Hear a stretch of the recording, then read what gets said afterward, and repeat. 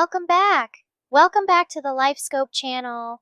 On your way in, please don't forget to like, share, and subscribe. It is greatly appreciated. Did y'all hear about Lizzo's dancers suing her? 3 former dancers who were a part of Lizzo's dance squad are suing her on the grounds that they were harassed and worked in a hostile environment. In a complaint filed on Tuesday, 3 of Lizzo's former dancers claimed that the singer had harassed them sexually and fostered a toxic work environment. Additionally, they claim that she falsely accused them of drinking at work and forced one of them to touch a naked performer in a club in Amsterdam. She also allegedly made the group go through an excruciating audition.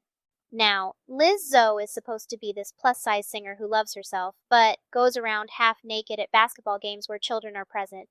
Known for all that fake body positivity and celebrating her figure, Lizzo apparently brought attention to one dancer's weight gain before criticizing and then dismissing that dancer.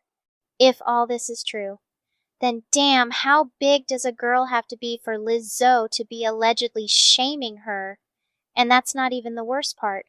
Getting back to that concert in Amsterdam back in February, the trio accepted Lizzo's invitation to join her for a night out that resulted in them going to the city's red light district.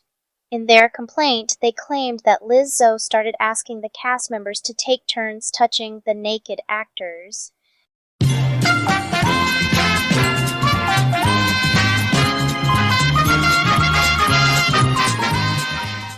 Along with feeling up performers, apparently they were catching dildos thrown from the actors' vaginas and eating bananas sticking out of their genitalia as well. The dancers stated that Lizzo is said to have goaded and pressured Ariana into groping one of the nudist's breasts. Now, despite all of this sounding disgusting, for Lizzo it does sound believable.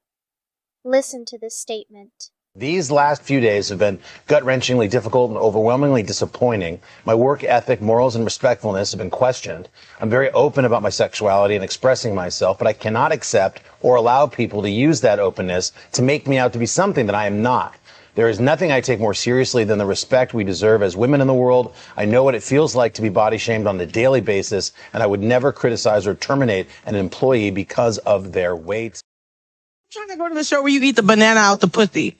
Which one is that? This is a banana bar. Oh, that's the banana bar? Yeah, you're right at the banana bar. In the mochi? And ping pong balls. You have to go. Yes. And That's what I want to do. You have to eat it. I need my potassium, if you know what I'm saying. Now, regardless if you agree with Lizzo's lifestyle or not, although it seems very possible that she could have done this. However, did she though?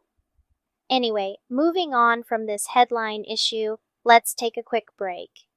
Looking for custom products with a flair? Then stop by our new Etsy shop at Fit So Flawless Customs. Our curated collection features a diverse array of handcrafted treasures that add a touch of uniqueness to your life. Whether you're searching for the perfect gift or looking to treat yourself to something new, we got you covered. So don't be shy. Give us a try at Fit So Flawless, where you will find your fit. Come explore the world of t-shirts and self-expression by visiting In the Loop Radio Etsy shop. No matter what type of person you are, a trendsetter or a free spirit, our varied selection of t-shirts is made to complement your unique style. Shopping at In the Loop Radio isn't just about finding exceptional goods. It's about connecting with a vibrant community that celebrates creativity. So, don't hesitate to visit us. And let your next stop be your best stop at In the Loop Radio Etsy shop.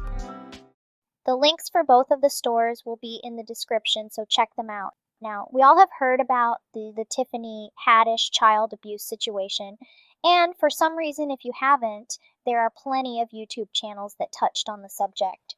For the most part, I thought it was resolved. I mean, the 2 children that are now older withdrew their lawsuit, but now Treza Morris, Tiffany Haddish's ex-friend, is suing the actress for defamation of character.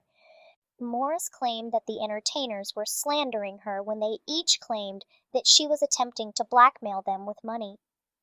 Haddish's attorney asserted last year that Teresa Morris, the mother of the children, had been making false accusations against Haddish for a number of years, and apparently every lawyer who first took on her case ended up quitting the case.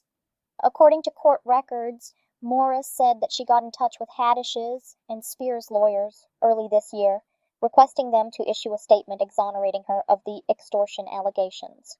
Morris responded that Haddish had telephoned her in March and informed her that the media isn't talking about it right now, and I'll be doing a lot of press because I have 4 movies coming out this year. I'll make sure to bring it up if the opportunity arises, since it hasn't come up in months.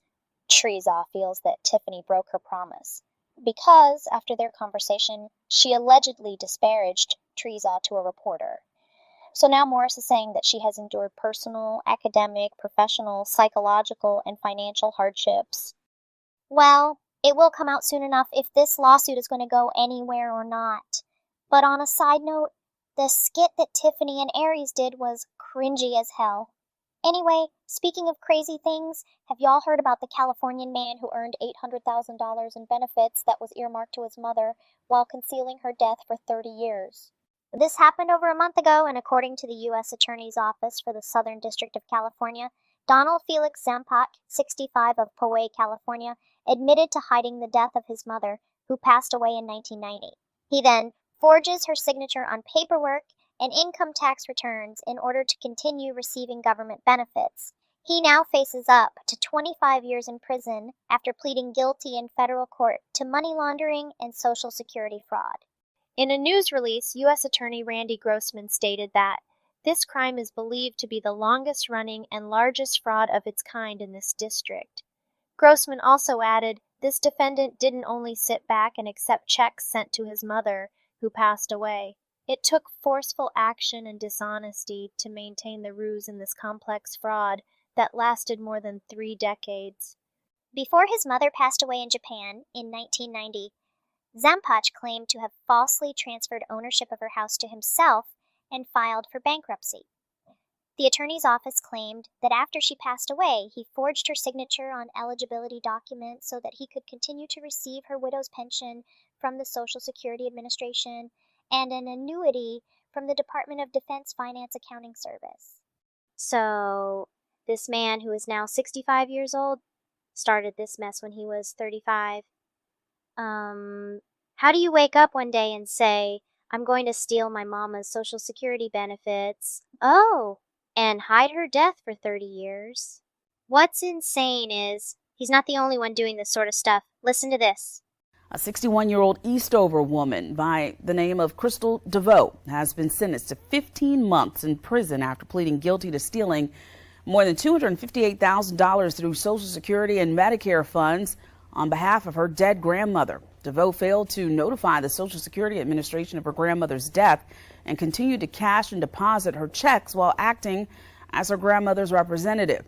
The Department of Justice says she used the money for her own personal benefit from June of 2001 to December of 2020. On your screen are some of the funds she received in addition to the RIB funds. We're told her sentence will be followed by a 3-year term of court-ordered supervision, plus she must pay restitution to the Social Security Administration. These folks really didn't think this through. I mean, at some point, your loved one is going to have to pass on. Like, how old was they going to let their parents get before notifying anyone? Sounds like both of those people tried to be greedy and got caught. However, let me know what you think, and don't forget to like, watch, and subscribe. Until next time.